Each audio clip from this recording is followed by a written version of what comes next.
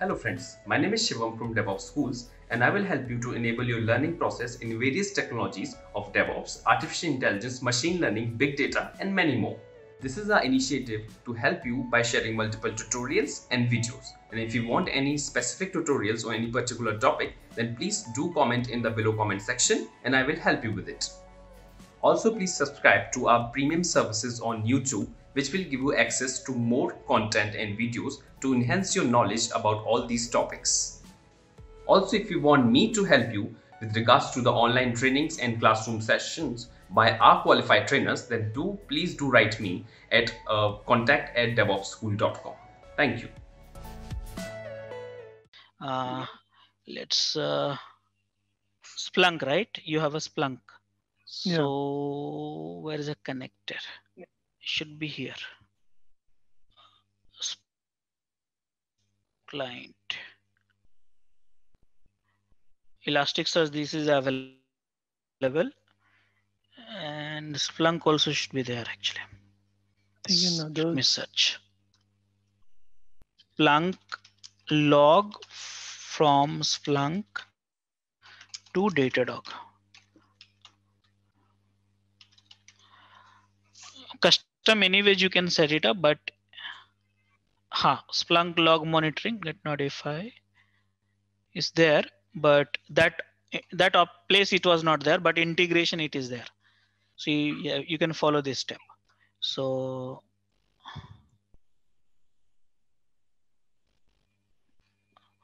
what is Sage? Connect your Splunk log monitoring to be able to get notify of your reports. And this is something different. You can do that, but there must be some customizations also. You'll have to do this. Okay. Yeah, see here, add-ons are available for it. Add-ons are available. So these add-ons must be paid, I guess.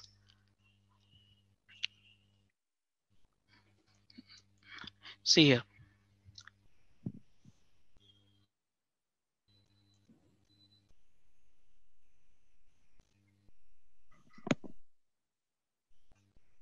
Oh, no, it's the opposite way. Splunk. It's opposite. So here, this app will take the data from the Datadog to Splunk, not Splunk to Datadog. Again, you'll have to do some little bit, but you will find out if there's no as such available. So you can go for the custom.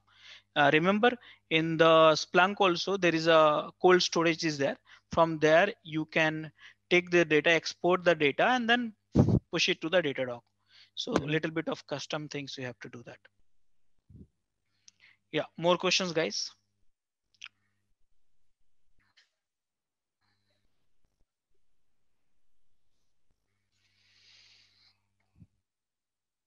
Okay, so I'll give you one lab for this. In this lab, I'll ask you to set up one machine. See, I'll give you one machine, and then I will ask you to set up the end-to-end things, infra monitoring, process monitoring, and log monitoring together. You set it up, and Tomcat is completely depends upon you if you do it or not.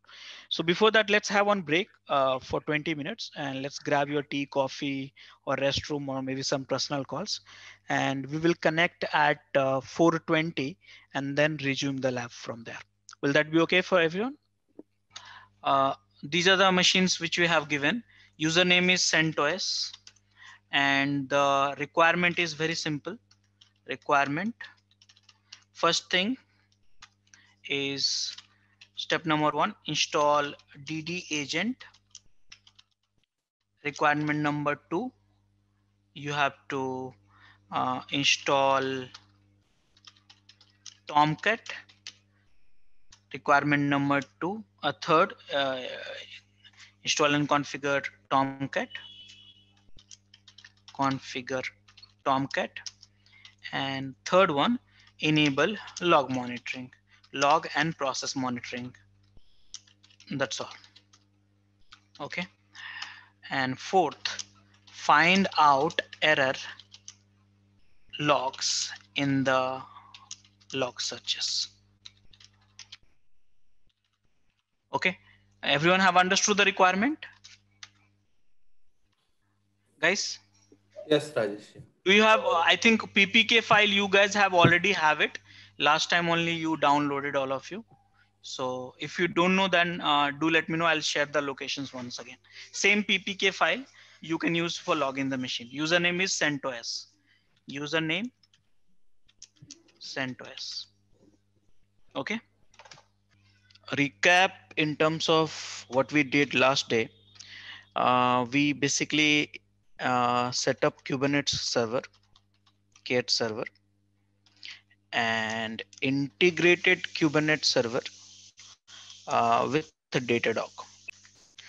That we did it. Also, we spent good amount of time on the troubleshooting also, and stuff like that. After that, we set up Tomcat and integrated with Datadog. Then we set up log monitoring. So we understand the Datadog log monitoring. So these are the topics which we had today, and I gave you the lab on the log monitoring side. Today we will focus on, we have many topics for the day. So we'll focus on Datadog monitoring Akka alerts. But before that, we will cover the APM. And after APM, we will cover the synthetic monitoring, Datadog synthetic monitoring, and RUM also. Then we'll talk about the Datadog other topics. And then we'll move on to the monitoring. And at last, we'll do the Datadog dashboard. So this is the day 3 content, what we have planned. If you have any inputs to, so you can add some more inputs, points, or remove something which you don't need it, so you can do that also. Any questions, any suggestions? So first thing, we will start with APM. Okay, so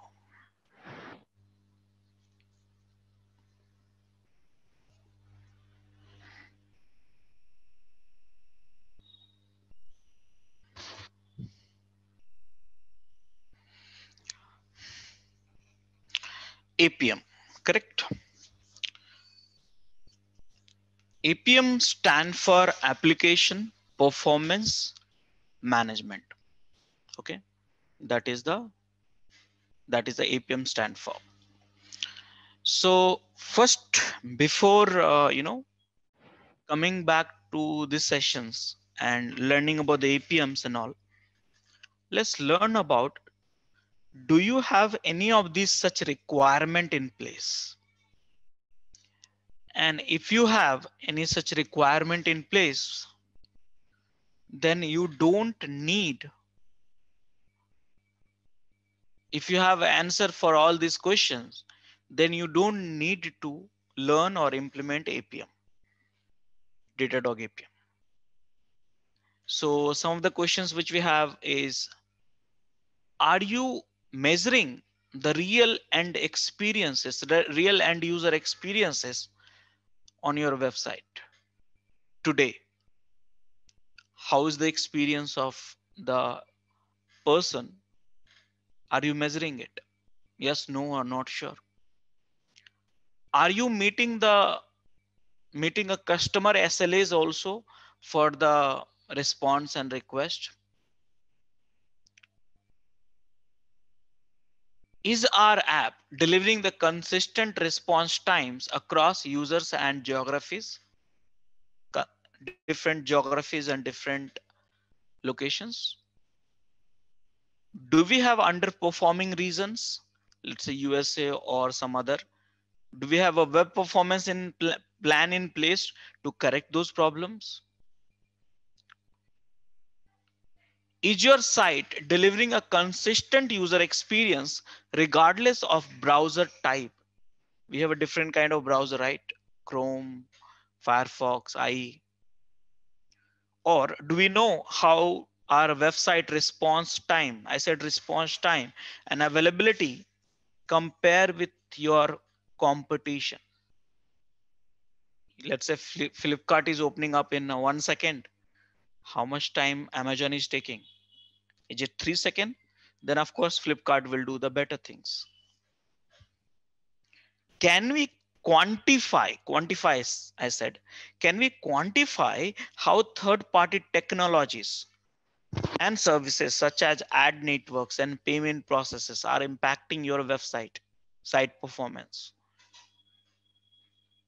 Can we monitor and troubleshoot problem for our mobile application using the same APM tool we use for the web applications? So are you having answer yes, no, or not sure? If you have answer no and not sure, then let's understand that. So why this monitoring is so hard? Look at this here. Why this application performance monitoring it's so hard? So user request from the website, it can be laptop, it can be iPod, or it can be tablet, it can be laptop or desktop, it can be Android devices, different devices. They access different browser, different reasons, different geography.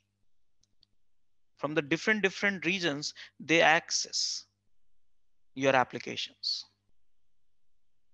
And when they access your applications, actually your application is not running in one server. When they access your applications, so that get processed, the request get processed from the domain name server. Look at the architecture, then load balancer, then web servers, app servers, database servers. So all this traffic, I mean, the request come throughout this and exchange between the servers. Now, someone get the response in 300 milliseconds. That's so superb, right? But someone get response in 1.5 second. So what do you want? What do you want? Simple. We want to know a reason why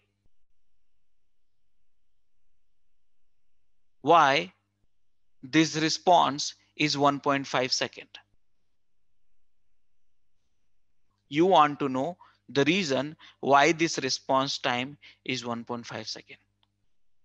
So that is your objective. So today's when we are learning Datadog APM, you want to know why certain transactions response, certain transactions response is taking more time.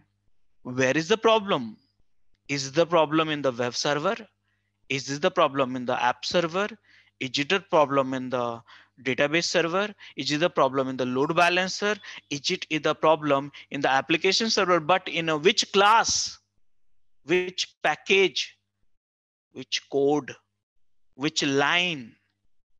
Yes. So you want to know where is the problem? Guys, are you trying to understand this here? Yes. Yeah, Raju. So That is Rajesh, what from Datadog, is it possible that if I identify there is some issue, I can drill down to the code base? I'll show you that during that. So we have a to maximum level. It's not rich as close to New Relic, but you can drill down to the many stages and you can see that there's an integration is possible. So you can go to the class level also. Okay. Okay. I'll show you that. So the problem here is we have a lots of data sources, different data sources which we discussed. So you must be wondering, okay, fine, I understood that, but why should we learn about this? Why should we learn about the performance to find out the performance? Okay. So there are some statistics which is published by, I think, Forbes. I have copied from there. Okay. 1 second delay in a response time can reduce the conversion by 7%. Conversion means sales conversion. And a page views by 11% and customer satisfaction by 16%. And more than 51% of the online consumer in the US said that slowness is the top reason they would abandon a purchase. So when online service fails, 75% of the consumers move to another channel. Let's say Flipkart is not responding, but you need something. So you will go to this one, Amazon, or let's say Big Basket is not responding. Then let's move to JioMart. So though I find JioMart is not close to Big Basket. I like the Big Basket much better, much more than the JioMart, by the way. So which can lead to the millions of lost in dollars. So application performance monitoring, or APM, gives you the grouped views of your application performance trends for quick and easy diagnosis of the performance problem. Okay, so they use a set of methodology and practices for monitoring and managing the complex software applications. Okay, so APM helps you to understand and improve the relationship between your applications and customer and your business. Okay, so what are the strategies and best practices for doing the APM work? So you have to continuously monitoring and tracking. You have to check the performance of businesses, applications, and user experience of end user as they access the application. To also understand the trend, isolate the anomalies, and get the actionable insight of the problems, resolution, and code optimizations you have to do. So look at I have given you the kind of high level view, how that one request travel from your browser to the data center and stuff like that. Look at one more picture. This is you see here, you request that from the browser, then internet service provider, then third-party cloud providers, and then app server, web server, load balancer server, CDN server, this, that. So many places we travel and just to get you the response. Where is the problem in this? Where is the problem for the response? Okay, is it the problem with the code, Java code, application servers, JVM environment, web servers, database? Where is the problem? How do you identify? Now I want to know, look at this here. I want to know between the two transactions, how much seconds it was spent, how much millisecond it was spent between the browser to load balancer to all these places. I want to know all this time, how it's been spent, how many milliseconds it's been spent. So that way, if it is a problem between the web server and app server, then I can filter it out, that I can trace those only the problems area. Okay. So those are the milliseconds you need, those in between the milliseconds, you need it. Between the two component of your application's runtime environment, how much the time which you have spent, your request has spent to process that response. So how do we get this data? How do we get this data between the two requests? Between the two requests, how do we get the data? So guys, there's two method which is there, which is called agent-based solution and agent-less-based solution. Okay. So agent-based solution is more, it will give you the information which is more reliable, but agent-less-based solutions also can give you the information, but at the packet level of the networking. You can span the port and get the data. That is not so reliable. That means you may not have 100% correct data. Okay, so now agent-less-based solution, when I say, then we talk about, you know what? Anyone has idea? So agent-less based solutions, when we say, then we talk about the synthetic synthetic one. Okay, synthetic one, which I'll give you the data. But agent based solution, which we call it APM, application process performance management. So through APM, we will do through agent. Synthetics monitoring we will do through agentless, through a spanning the port, network port, and stuff like that. Okay, so today we are learning agent based. Now you are learning agent based with APM, agentless with synthetic. Okay, we have a RUM also, real user monitoring, and some business transaction monitoring. So RUM, synthetic and all, we'll talk about in other sessions in detail. What is the RUM? What is it? How is difference and all stuff like that. But what is the end goal for APM? What is your end goal for APM? So guys, end goal for APM is to generate automatic reports, alerts, and warning. For what? For what? For the problems, for the transaction, for the traces, which is having the high response time. That's all. Whenever the some request, some transaction, some traces is taking more response time, create a reports, create alerts, create a warning signals. That is the job which we have. So when transactions start failing, our developers already knows the issues because of APM team has reported on the trending data. That's the end goal for APM. Okay. So guys, what is your goal? You have understood?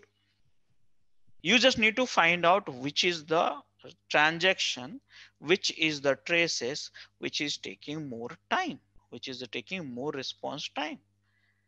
And get this data, get this report, detailed report to the development team. And they will find out, okay, this transaction has traveled from here to here, here to here, and there to here, including third-party libraries. And between this is the milliseconds of response time. But there is one problem, maybe database problem for select or insert or update or something, or maybe web server problem, maybe app server problem, maybe cache problem, anything. It can be anything. So you get the reports, you get the troubleshooting, you can fix that issue, and in next hour only you can get your business up and running without any problem. Did you understand that, all of you? All of you? Yeah. So guys, how do you select this? Which APM tool you're going to use it? We have so many tools in the market right now. Which APM tool you're going to use it? So while selecting the APM tool, first you have to check which are the languages you have in your project. Forget about the other project you have in your project. Are you having product in Java, Python, Ruby, this, that? Check that.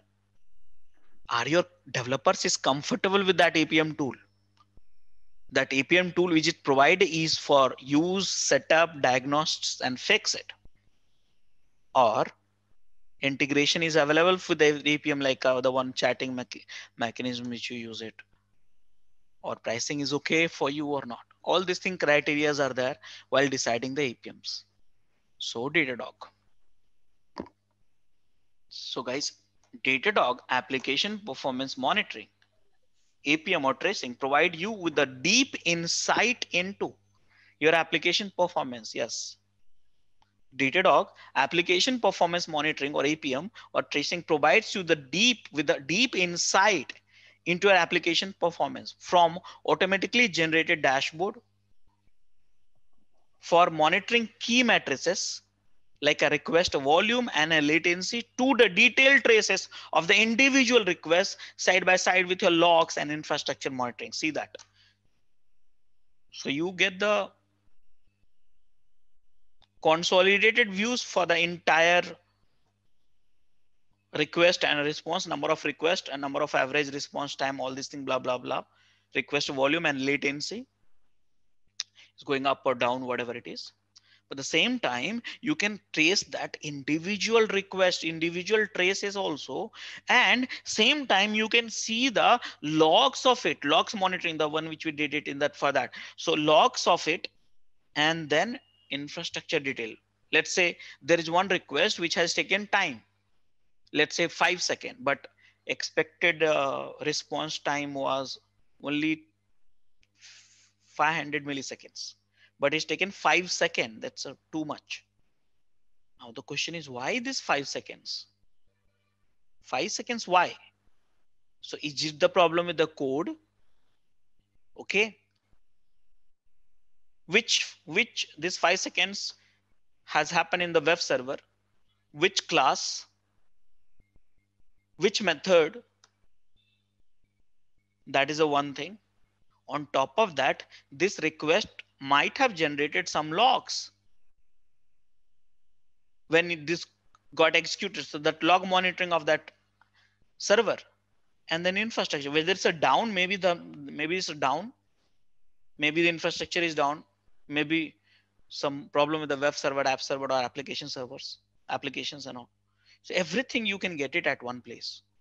So when a request is made to application, Datadog can see the traces across the distributed system, and we can show you systematic data about precisely what is happening to the request. So guys, there are so many competitors in this market. Right now we are talking about the Datadog. So next question is, what is a transaction trace? So transaction trace, basically whenever you request and you get the response, this is all become one transaction. I click on the www.google.com from the browser and hit it. It goes and get me the response. My website get loaded. That's called response time. This is called one transaction. So you click 100 times, 100 transactions from you generate towards your website. Okay, so like that.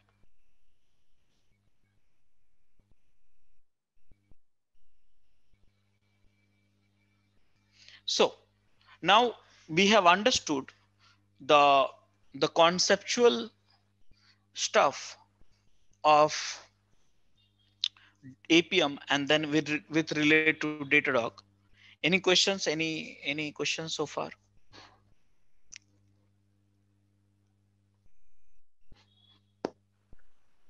No, Rajesh. Okay, so now guys, we have to get started. Okay, so we have to get started. Here, Datadog APM provide you multi-service tracing. That means multi-service tracing means the one which I've been discussing: app server, web server, database server, all this multi-service tracing. Health at a glance.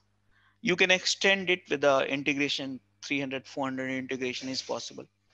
Search your traces. You can search for the traces and perform infinite cardinality analytics on that.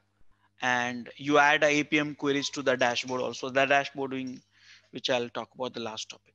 So many functionality you have it. But the question is, here we are talking about the agent-based. Remember, agent-based monitoring. Okay. So agentless we will do through the synthetic. Okay. So APM, how can we install the agent then? So first of all, you have to install the agent for the Datadog. Understand that here. This agent, okay, this agent is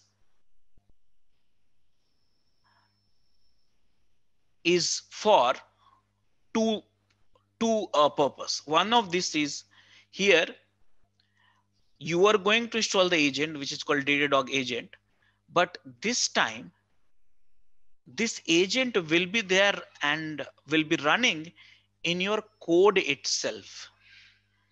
Yeah. Please enroll our general membership for $399 plan to get access of all the parts. Along with that, you can access our other tutorials such as Docker, Ansible, Jenkins, Terraform, Splunk, AWS, Azure, and various other DevOps related premium tutorials with our channel membership. If you would have any issues with our channel membership, you can drop an email to us at contact@devopsschool.com, or you can also unsubscribe from channel membership anytime if you don't want to continue or did not like the video. To get our channel membership, click onto the join button, select the $399 plan and grow your skills immensely. Please be kind enough to like it, and you can comment any of your doubts and queries. We will reply to them at the earliest. Thanks for watching.